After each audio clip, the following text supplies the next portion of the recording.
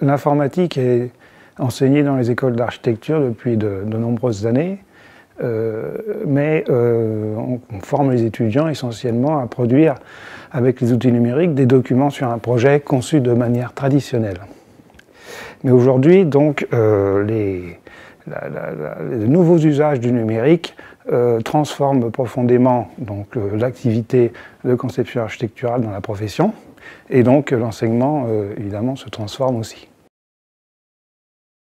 On va former les étudiants à acquérir des données sur l'environnement du projet et se construire un modèle de l'environnement du projet avec le terrain et les bâtiments avoisinants.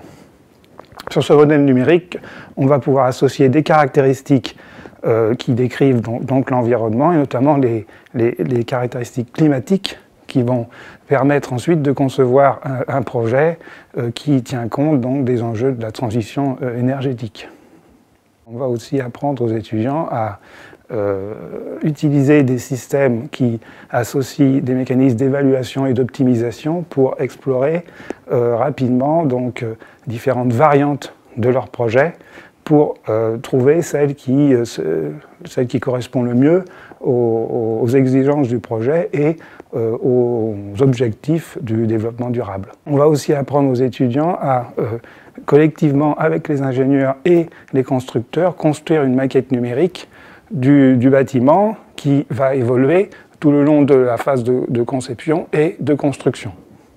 Une fois le bâtiment construit, cette maquette numérique pourra être donnée aux exploitants du bâtiment pour en assurer la maintenance.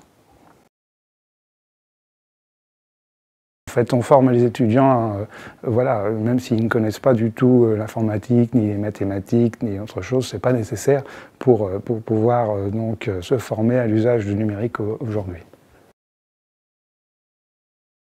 Mon exercice préféré, c'est celui qui illustre une activité de conception assistée par ordinateur. Par exemple, l'usage de la modélisation paramétrique pour essayer de trouver la meilleure orientation des toitures d'un bâtiment en vue d'y installer des cellules photovoltaïques. Concernant l'usage du numérique, je pense qu'il faut qu'ils profitent de leur enseignement dans l'école d'architecture pour se former à ces nouveaux outils, parce qu'il existe en fait de nouveaux métiers autour de l'usage de ces outils qui sont en train d'être créés.